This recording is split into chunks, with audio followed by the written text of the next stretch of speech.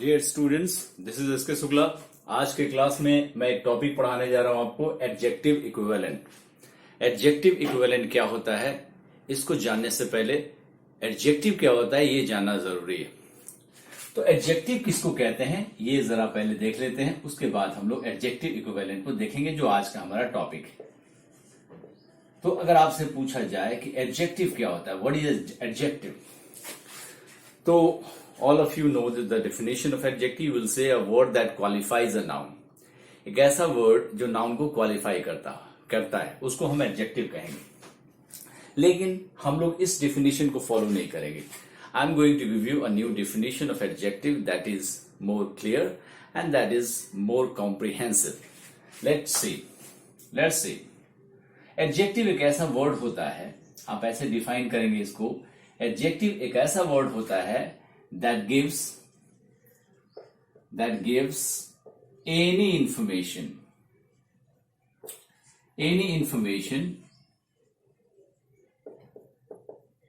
about a noun, any information about a noun।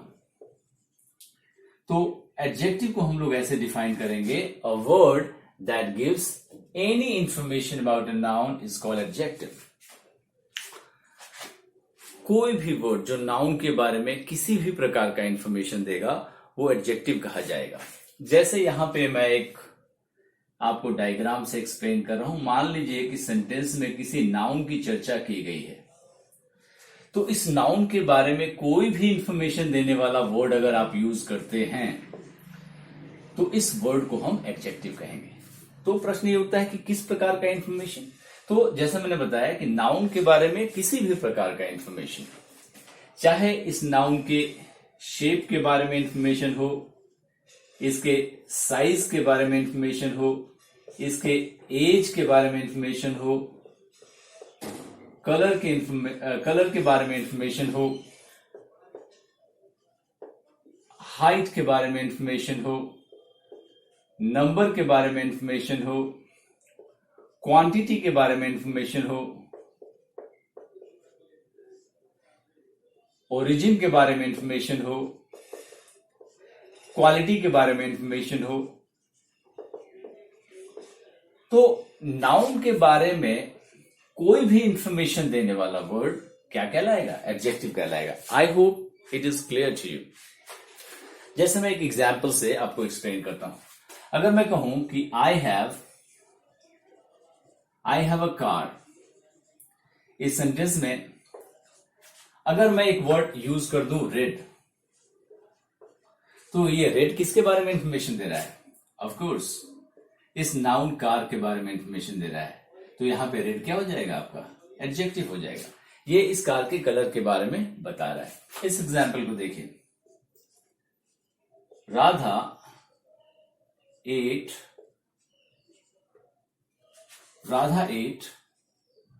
Rice in the party. Radha ate rice in the party. इस sentence में अगर मैं एक word use कर दूं सम, तो सम किसके बारे में इंफॉर्मेशन दे रहा है? ये सम जो है राइस के बारे में इंफॉर्मेशन दे रहा है। इस नाउन के बारे में राइस के बारे में इंफॉर्मेशन दे रहा है। और कैसा इंफॉर्मेशन दे रहा है? राइस के क्वांटिटी के बारे में। यहां पे ये कलर के बारे में इंफॉर्मेशन दे रहा था, ये क्वांटिटी के बारे में इंफॉर्मेशन दे रहा है। ये भी आपका एडजेक्टिव हो जाएगा। इस एग्जाम्पल को देखिए, मारिया लाइक्स कॉफी। इस सेंटेंस को देखिए, थर्ड सेंटेंस मैंने लिखा है मारिया लाइक्स, जैसे यहां रेड एडजेक्टिव है, सम एडजेक्टिव है, मारिया लाइक्स कॉफी। इस सेंटेंस में अगर मैं एक वर्ड यूज कर दूं कोल्ड, तो ये कोल्ड किसके बारे में इंफॉर्मेशन दे रहा है? ये कॉफी के बारे में, नाउन के बारे में इंफॉर्मेशन दे रहा है। इसलिए इस सेंटेंस में भी कोल्ड क्या हो जाएगा, आपका एडजेक्टिव। तो सेंटेंस के अंदर नाउन हर जगह मौजूद होता है, सब्जेक्ट में, ऑब्जेक्ट ऑफ प्रीपोजिशन में, कॉम्प्लीमेंट में। तो जहां जहां नाउन सेंटेंस मौजूद हो तो उसके बारे में किसी भी प्रकार का इंफॉर्मेशन देने वाला ये वर्ड क्या कहलाएगा, एडजेक्टिव कहलाएगा। I hope what adjective is you have got it. आपको समझ में आ गया है कि एडजेक्टिव क्या होता है। अब हम लोग बेसिकली आज की क्लास में एडजेक्टिव इक्विवेलेंट को देखने वाले हैं। तो let's see adjective equivalent. Adjective equivalent को ही हम लोग आज देखने वाले हैं। तो एडजेक्टिव इक्विवेलेंट को कैसे क्वालिफाई करेंगे हम लोग? इसको आप कह सकते हैं अ वर्ड और a group of words, a word or a group of words that does the work of adjective, does the work of adjective, is called adjective equivalent. So we are going to take a look at adjective equivalent, और इसका definition मैंने यहां लिखा है कि a word or a group of words that does the work of adjective is called adjective equivalent. ऐसे word या group of word जो कि adjective का काम करने लगे, originally they are not adjective, but a word, a group of word, when it does the work of adjective, they are called adjective equivalent. अब adjective equivalent को हम लोग वन बाय वन स्टडी करेंगे। इसके फर्स्ट में देखेंगे, पहला जो आ जाएगा इसमें वो हो जाएगा noun in apposition. Noun in apposition, अगर कोई नाउन एपोजिशन में लगा हुआ है तो एपोजिशन में लगने वाला नाउन जो होगा वो एडजेक्टिव इक्विवेलेंट होगा। तो एपोजिशन क्या होता है इसको जरा देख लीजिए। अगर हम किसी नाउन के बाद, नाउन के तुरंत बाद कॉमा देके एक दूसरा नाउन या नाउन ग्रुप लगाते हैं तो इसको एपोजिशन में कहते हैं। ये एपोजिशन में आ गया। तो एपोजिशन में लगने वाला ये जो नाउन है दूसरा वाला, ये क्या करता है, इस पहले वाले नाउन के बारे में कुछ इंफॉर्मेशन देता है, इसको आइडेंटिफाई करने का काम करता है। तो एपोजिशन में लगने वाला ये नाउन या नाउन ग्रुप जो है इसको एडजेक्टिव इक्विवेलेंट कहेंगे। It will be called adjective equivalent.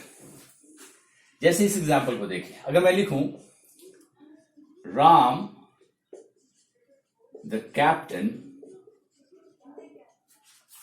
Made 60 runs, तो इस पैटर्न में देख रहे हैं कि राम नाउन हो गया और इसके तुरंत बाद एक और नाउन लगाया है मैंने, द कैप्टन।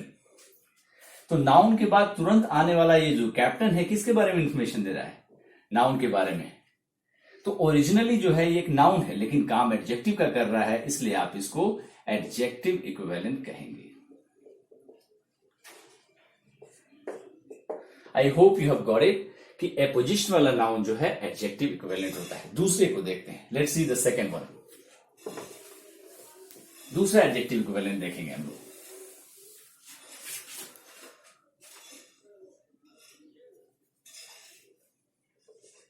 दूसरा देखिए, noun in possessive case with apostrophe s.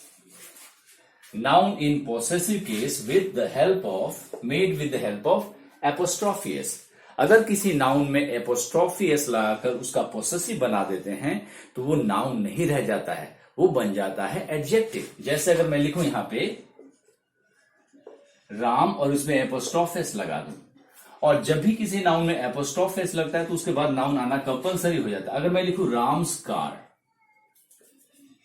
Ram's car, तो इसमें ये जो कार है ये नाउन है, लेकिन आप इसको क्या कहेंगे, राम में जो एपोस्ट्रॉफी एस लगा है you will call them adjective equivalent. Adjective equivalent क्यों कहेंगे इसको? एडजेक्टिव इक्विवेलेंट इसलिए कहेंगे क्योंकि ये कार के बारे में इंफॉर्मेशन दे रहा है। किस प्रकार का इंफॉर्मेशन दे रहा है? वो बता रहा है कि इस कार का ओनर कौन है। तो ये नाउन होते हुए भी ये काम किसका कर रहा है? एडजेक्टिव इक्विवेलेंट का काम कर रहा है। तो जब भी किसी नाउन में एपोस्ट्रोफी एस लग जाता है तो वो नाउन नहीं रह जाता, it becomes adjective equivalent because it starts doing the work of adjective. Let's move to the third one. तीसरे को देखते हैं। तीसरा और चौथा मैं एक साथ लिख रहा हूं। पहला, तीसरा जो है वो है प्रेजेंट पार्टिसिपल। और चौथा जो है वो है पास्ट पार्टिसिपल।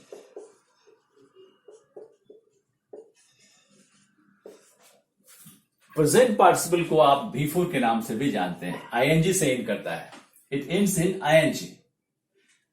तो प्रेजेंट पार्टिसिपल का प्रयोग प्राइमरली कॉन्टिन्यूअस टेंसेस को बनाने के लिए होता है, चाहे प्रेजेंट हो, पास्ट हो या फ्यूचर कंटिन्यूअस टेंस हो। लेकिन अगर ये टेंस ना बनाए और सेंटेंस में नाउन के बारे में इंफॉर्मेशन देने लगे, यानी एडजेक्टिव का काम करने लगे, तो इसको हम एडजेक्टिव इक्विवेलेंट कहेंगे। जैसे इस एग्जांपल को देखिए, अगर मैं लिखूं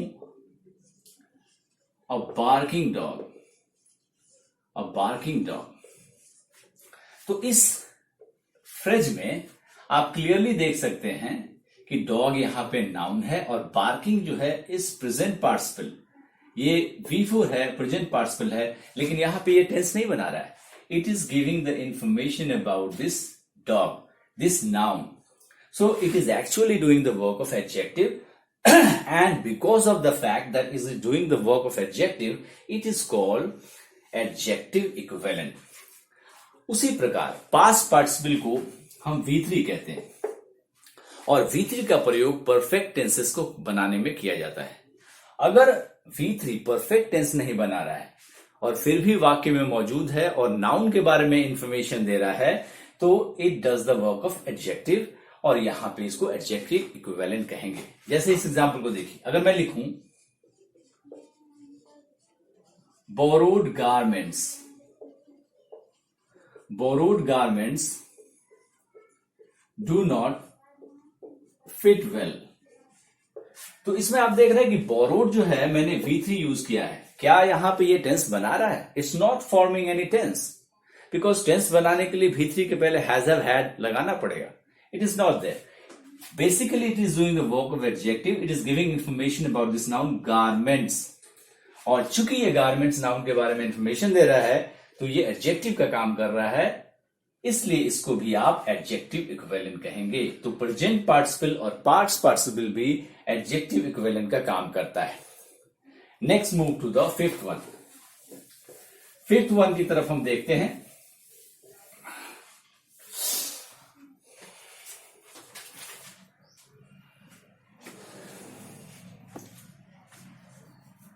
पांचवा जो है हमारा वो है प्रीपोजिशनल फ्रेज।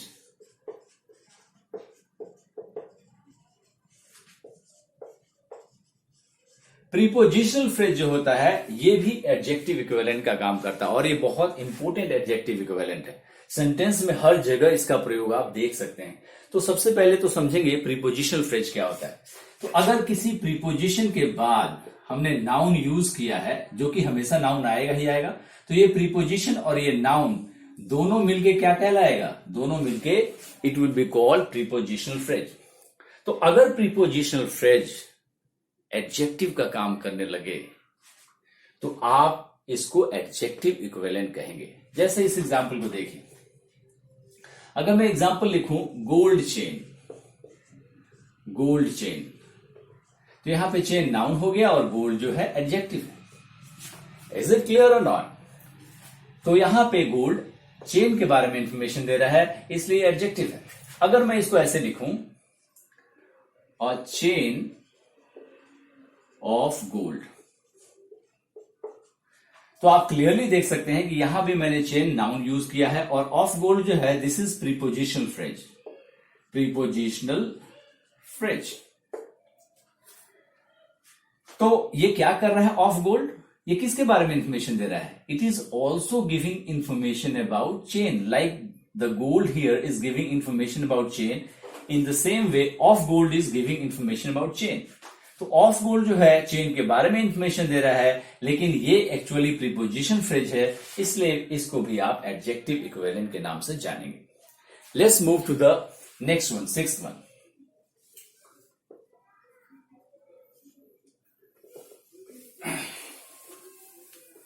अगला जो है हमारा वो है एडजेक्टिव फ्रेज। एडजेक्टिव फ्रेज कभी कभी क्या होता है कि एडजेक्टिव जो है अदर वर्ड्स के साथ लगा रहता है।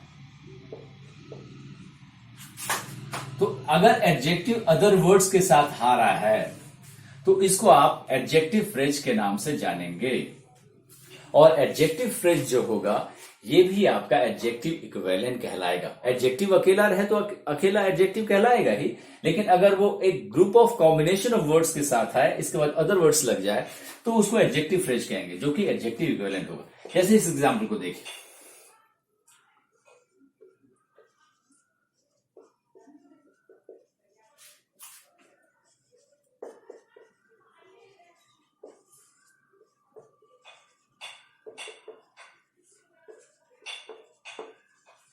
इस सेंटेंस को देखिए, या एक फ्रेज मैंने यहां पे लिखा है, a machine capable of clearing रबल्स।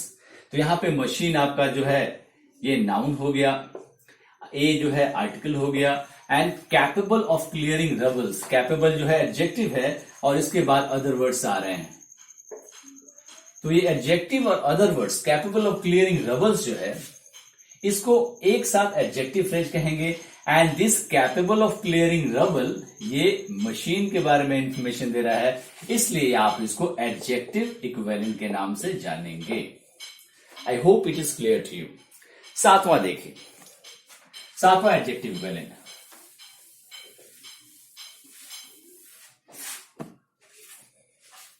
सातवां जो है वो है इंफिनिटिव क्लाउज।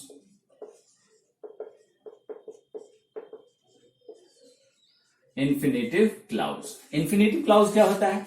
इन्फिनेटिव क्लाउज में क्या होता है, 2 plus V1 plus other words होते हैं, और ये 2 plus V1 plus other words जो होते हैं ये एडजेक्टिव का काम करते हैं एक साथ, इसलिए इनको हम एडजेक्टिव इक्विवेलेंट के नाम से जानते हैं। जैसे इस एग्जांपल को देखिए,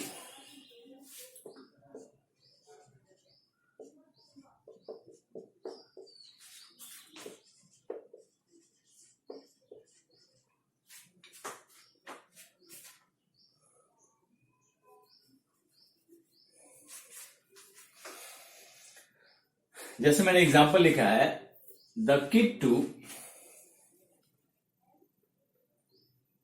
डायग्नोज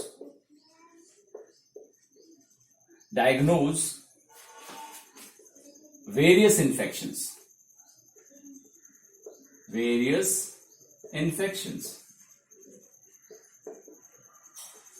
तो यहां आप देख रहे हैं किड जो है ये नाउन है, द जो है आर्टिकल है, एंड ये जो है इन्फिनिटिव से स्टार्ट हो रहा है, इसके बाद अदर वर्ड्स आ रहे हैं, तो ये पूरा मिलके इन्फिनिटिव क्लाउज इसको हम कहेंगे। और ये किसके बारे में इंफॉर्मेशन दे रहा है? किड के बारे में, इसलिए इन्फिनिटिव क्लाउज भी एडजेक्टिव इक्विवेलेंट का काम करता है। आठवां देखते हैं, let's see the 8th one.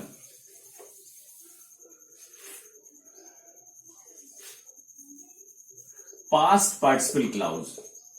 अगला जो है हमारा वो है पास्ट पार्टिसिपल क्लाउज। इसको मैं फिर से लिख दूं, पास्ट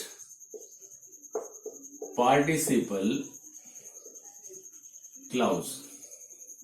पास्ट पार्टिसिपल क्लाउज में क्या होता है कि V3 लगा रहता है, उसके बाद अदर वर्ड्स आते हैं, अदर वर्ड्स, और ये V3 और अदर वर्ड्स एक साथ मिलकर नाउन के बारे में इंफॉर्मेशन देते हैं, इसलिए इनको भी एडजेक्टिव इक्विवेलेंट का हम नाम देते हैं। जैसे इस एग्जाम्पल को देखिए, इसको देखिए, the dress made of silk, the dress made of silk, इसमें ड्रेस आपका नाउन हो गया, द जो है ये आर्टिकल हो गया, एंड मेड ऑफ सिल्क आप देख रहे हैं कि मेड जो है V3 है, इसके बाद ये अदर वर्ड्स आ रहे हैं, और ये मेड ऑफ सिल्क जो है किसके बारे में इंफॉर्मेशन दे रहा है? ड्रेस के बारे में, और चूंकि ये V3 से बिगिन कर रहा है इसलिए इसको पास्ट पार्टिसिपल क्लाउज हम कहेंगे। 9वां और आखिरी हम देखते हैं प्रेजेंट पार्टिसिपल क्लाउज। मैं 9वां को अलग से लिख दे रहा हूं, इसको देखिए, present participle clause. Present participle clause, इसमें क्या होगा कि एक क्लाउज होगा जो V4 से स्टार्ट होगा, उसके बाद अदर वर्ड्स आएंगे, और ये V4 और अदर वर्ड्स एक साथ मिलकर एडजेक्टिव का काम करेंगे, यानी नाउन के बारे में इंफॉर्मेशन देंगे, इसलिए इनको भी हम एडजेक्टिव इक्विवेलेंट के अंदर रखेंगे। जैसे इस एग्जांपल को देखिए, the man lying on the floor अगर मैं लिखूं the man lying in the floor, तो क्लियरली आप देख सकते हैं कि मैन यहां पे नाउन है, द आपका आर्टिकल है, और इसके बाद आने वाला ये जो है lying on the floor, lying V4 है, इसके बाद अदर वर्ड्स आ रहे हैं। और ये लाइंग ऑन द फ्लोर किसके बारे में इंफॉर्मेशन दे रहा है? मैन के बारे में, नाउन के बारे में। और चूंकि ये नाउन के बारे में, मैन के बारे में इंफॉर्मेशन दे रहा है, इसलिए इसको भी हम एडजेक्टिव इक्विवेलेंट कहेंगे। तो आज के क्लास में मैंने एडजेक्टिव के अलावा एडजेक्टिव इक्विवेलेंट्स को 9 different adjective equivalents I have discussed today. I hope you like this video, and if you like this video, you must go to my channel and subscribe it. Thank you so much.